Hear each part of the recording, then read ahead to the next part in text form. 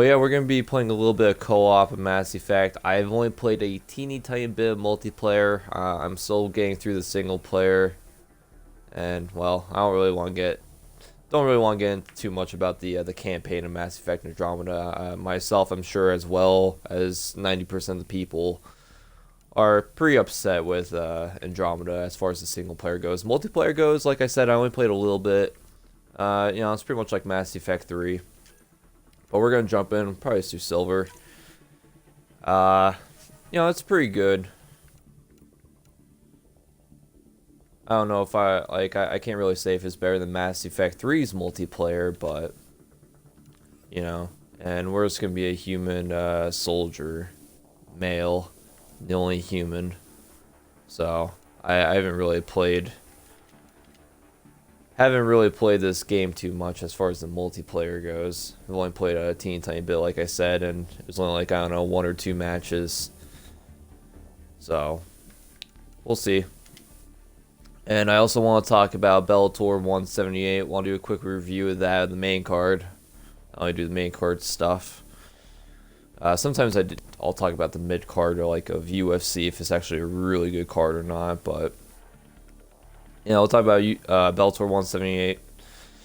AJ McKee beat, I don't know, some I don't even know who he is. AJ McKee.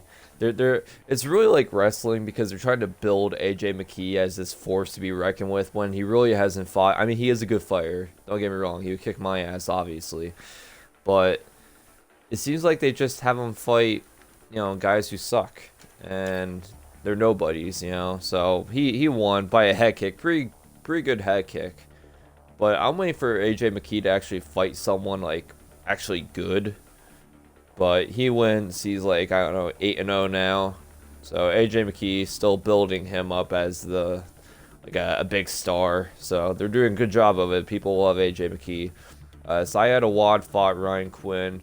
Syed Awad won pretty decisively. He won by unanimous decision.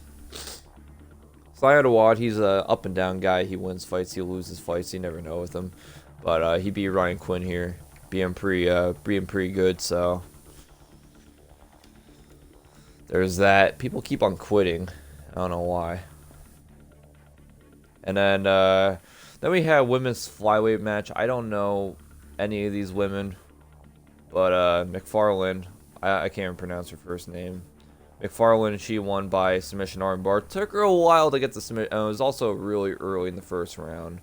AJ McKee also won very early in the first round, and McFarlane won. I think she's Hawaiian. She won by first round, 2 minutes and 15 seconds in the first round. She won by armbar. Took her a while to actually get it, but once she got underneath the armpit, she really cranked it and immediately submitted. And then we had Daniel Strauss versus Patricio Pitbull, the featherweight Pitbull. I'm going to call him the featherweight Pitbull. The lightweight Pitbull, he's up and down. He's a good fighter, but he's up and down. He wins and loses quite a bit. But Patricio Pitbull, featherweight Pitbull, he is really good fighter. And when he fought Benson Henderson in his last fight, it was really unfortunate because it was a pretty good fight. Let me turn down my volume a little bit here. Hold this position, clear on enemy forces. Let's do it. Yeah, it was a pretty good fight, but Patricio Pitbull, I think he broke his shin or something like that. He checked a kick, and his shin broke. So that was kind of unfortunate, because that was it wasn't an exciting fight, but it was, I think, in the second round, and all of a sudden Pitbull was like, all right, I can't go anymore. I broke my ankle. But he fought Daniel Strauss here for the featherweight title and won immediately in the second round. As soon as the second round started, Pitbull held a hold of his neck and got the guillotine submission and immediately won. So, and that was it. Only four fights on the main card. Pitbull is your new featherweight champion, Bellator. Not surprising. I don't know. This is his third title he's won at featherweight. I know it's definitely his number 2. Might be number 3 as well. And apparently with that win, he is the Bellator fighter that has the most wins in Bellator history, which is definitely something to be proud of. So, someone's down. I'm about to go down. No, I'm not picking you up. I need to save myself. So So yeah, there's that. I also want to talk a little bit about Impact Wrestling this past Thursday. I didn't talk about Impact at all. I kind of want to try to do a review of Raw, SmackDown, Impact. Probably not Ring of Honor. Ring of Honor, I want to jump. Thank you. Ring of Honor, I don't really. I mean, I might do a review of their big events, like their pay-per-views, but I don't think I'm gonna do Ring of Honor Wrestling, their weekly TV show, because it's just too short. Barely anything happens on the show. So, but yeah, Impact Wrestling happened, and we had a big name return. I mean, this is like what, his 5th time coming back to TNA or Impact Wrestling. Loki made his return and immediately wins the X Division Championship. Andrew Everett did not win the X Division title, even though he should win, because Andy Everett, I'm gonna call him Andy Everett, sounds better, and I hate the name Andrew. And no offense to anyone who has the name Andrew, but Andy Everett, he is definitely a guy who should win the X Division title, because he's very, very, very talented, excited, both him and Trevor Lee. And yeah, Loki comes back and immediately wins the title, and there you go, a new X Division champion. I don't know what else happened that's actually worth talking about on Impact Wrestling. I'm a fan of Impact Wrestling, but yeah, like a lot of the stuff that happens, it just goes over my head. I can't even remember, you know. I do know in the main event, or I don't even think it was the main event, but Bobby Lashley wrestled against James Storm for the world title.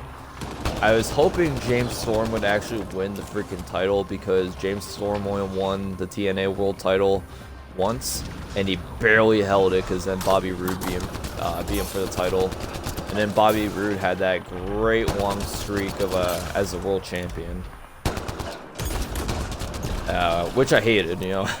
I absolutely hated Bobby Roode when he had that really long. Oh, I just broke the glass. That was pretty sweet. Bobby Roode had a really long streak in, what, 2012 as the world champion, and I absolutely hated it.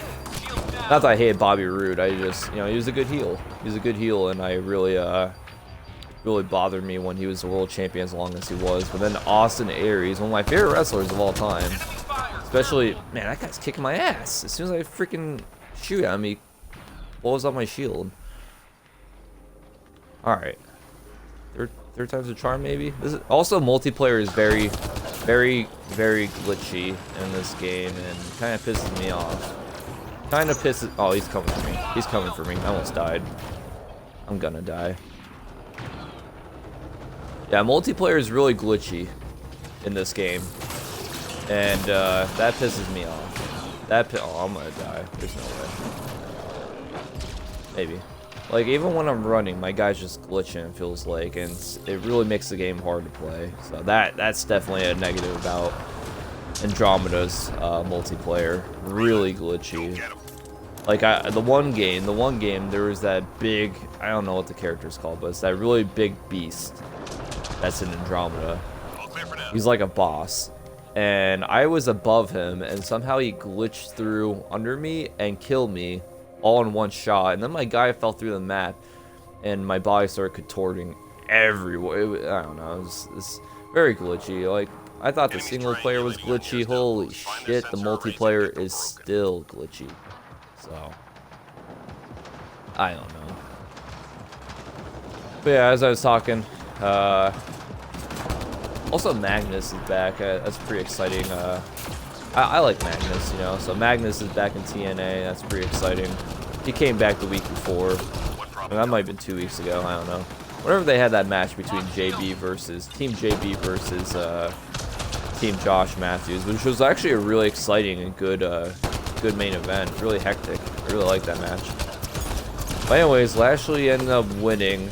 He defends his title because EC3 apparently is a heel again, which, you know, I love EC3 as a heel, so I'm okay with that. Much better heel than face. One device down. EC3 smashed him in the head with a bottle because James Storm went to go get a bottle, I don't know, to drink some beer, and possibly hit Lashley in the head himself with the bottle, but then EC3 came in and cracked him in the head with the bottle. And yeah, Lashley ended up defending, successfully defending. What the fuck are you doing, guy? I did not mean to do that. I'm gonna get out of here. I'm probably gonna die. I want to get my shotgun now. My guy ended up doing melee. So Lashley, I'm kind of bored as Lashley as the world champion, but he is still the world champion. Really hoping James Storm would actually have a proper run with the title, but that is not the case. Let me put my phone on mute because I'm very unprofessional. Didn't expect to record, but I kind of have a little bit of time on my hands to record. I'll definitely be recording a lot more later, but I have a little bit of time now to record, so I figured, why not? I'll do a little bit of Mass Effect Andromeda multiplayer. At least do a little bit. Because I don't know if I could play this game for like a solid 2 hours straight, so I figured, maybe do an hour gameplay, Because like I said, this multiplayer is really glitchy, and it really bothers me. So, one of the main problems with Andromeda is not just the single player, it's also the multiplayer. So, I don't know. But when Bobby Roode had the title in 2012, and he had that really long streak as a champion, which was great. It was good stuff as a heel having a title for a long time. That usually doesn't happen. And then Austin Aries, who I am a huge fan of, I have been since the mid-2000s, really, back in his Ring of Honor days. Actually, I would say later 2000s. I think I started getting in Ring of Honor in 2007. I started getting in the Ring of Honor. Austin Aries being for the title, and I was so ecstatic. And Austin Aries was a great champion. And then Austin Aries and Jeff Hardy had that great match at Bound for Glory. And a lot of people actually wanted Austin Aries to win that match, including myself. But Jeff Hardy. What can you say about Jeff Hardy? He's awesome. Can't help but to love the guy. Oh Jesus.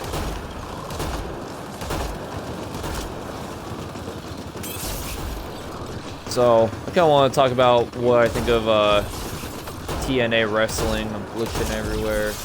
Cameras going everywhere. Really hard. Oh, look at this. Oh my god. I hope this doesn't mess up the recording. Did you see that? That wasn't even the connection. That was just the game being very bad. Yeah, we're not going to play a whole lot of this game, I don't think. Oh my god. Look at the frames! The frames! Like, what the... Dude. My god, man. What the hell? What the hell? My camera is just going in. This is why we're going to lose. It's not even because of our fault. It's the game being just terrible. Look at oh my god. So yeah, I wanted to try to talk about what my thoughts are about Impact Wrestling since becoming officially just Impact Wrestling, no longer TNA, and I don't know. I mean, they are bringing a lot of good names back, and they're also introducing some new names. So, it is kind of like refreshing. It does feel a little different, but then again, it still feels the same. But at least the roster is getting switched up. I really wish they still had Drew Galloway on the roster. And, the Broken Hardys was an awesome gimmick. God, you think on Silver this would be a little bit easier, but nope. Getting our asses kicked. Just 3 hostiles remaining. But maybe Drew Galloway, maybe the Hardys, the Broken Hardys. Maybe it was a good thing they left Impact. And I don't think Jeff Jarrett was a big fan of the Broken gimmick. So I know he definitely wasn't of. I know Jeff Jarrett wasn't a fan of Damian Sandow or Aaron Rex. He wasn't a fan of Aaron Rex's gimmick as the. I don't know, his gay character. I definitely know Jeff Jarrett wasn't a fan of that, and I think that's a lot of the reason why Damian Sandow is no longer in Impact Wrestling, so.